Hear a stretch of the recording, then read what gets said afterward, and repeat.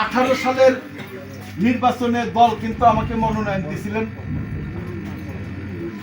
এই দলের পিছনে 47 বছর শ্রম দিছি, তার কারণ যে কোনো কারণেই হোক 18 সালে নির্বাচিত হয় নাই, বা আমার দলের ভিতরে আওয়ামী লীগের দালালরা থাকার কারণে আমাকে 28 জনের মনোনয়ন বাতিল করছিল হাইকোর্টে, রিট করে হাইকোর্টে মামলা করে আমাদের লোকটাই, যেটা আমি নাম বলতে চাই না।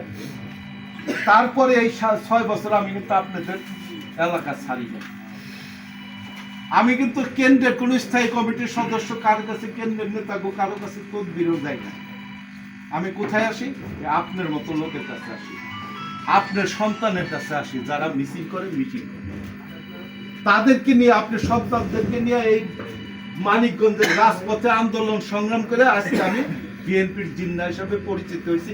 তার জন্য সবচেয়ে বড় অবদান হলো আপনাদের, কারণ আপনাদের সন্তান যদি আমাকে না থাকতো, আপনার ছেলে যদি না থাকতো, আপনার ভাতিজা যদি আমার সাথে না থাকতো, তাহলে আজকে আমি এই জায়গায় আসতে পারতাম না। এই কারণে আকাশের অবস্থা খারাপ। আপনাদের কাছে একটা অনুরোধ থাকবে, অবশ্যই বিএনপি আপনাদের সন্তান, এই বিএনপিকে রক্ষা করার জন্য, বিএনপিকে আগামী দিনে মাথা উঁচু করে দাঁড়ানোর জন্য আগামী নির্বাচনে ভোট কেন্দ্রে গিয়া এই যে তারেক রহমান, বিপ্লবী তারেক রহমানের রাষ্ট্র কাঠামো মেরামতের 31 দফা প্রণয়ন করছেন, এই 31 দফার ভিত্তিতে ধানের শীষে ভোট দিয়া আপনারা বিএনপিকে বিজয়ী করবেন এবং তারেক রহমানকে বাংলাদেশ পরিচালনার সুযোগ দিবেন। দিবেন তো অবশ্যই। আমাদের বক্তব্য এটা রাখবেন, নিজেরা পড়বেন, অন্যকে জানাবেন। আর ইনশাআল্লাহ যে যাই করি না কেন, কারণ উনি বিএনপি করে, বিএনপির নেতা 5 জন, আমাকে হয়তো সম্পর্ক না, আপনাদের সাথে সম্পর্ক আছে, কোনো সমস্যা নাই, কিন্তু দলের প্রয়োজনে ইলেকশনের সময় ধানের শীর্ষ ভোটটা, ঠিক আছে?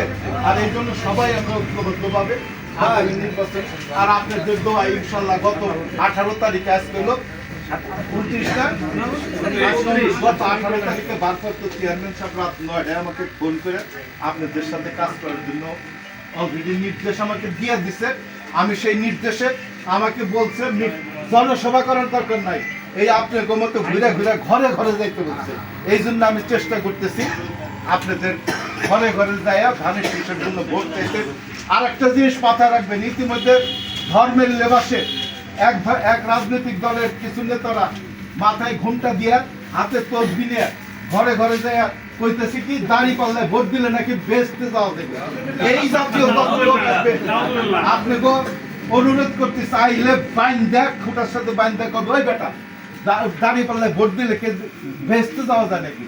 বেচতে যাইতে হলে আল্লাহর কোরআন মানতে হবে, ইসলাম ধর্ম পরিপূর্ণ পালন করতে হবে। তারপরে যদি আমি সহি সালামতে পৃথিবী থেকে বিদায় নেই, ওইটা একমাত্র বেহেশতের দেওয়ার দাবিদার আল্লাহ, আর কেউ পারে না। কাজে এরা কিন্তু এখন যাচ্ছে ঘরে ঘরে, এটা থেকে সতর্ক থাকবেন।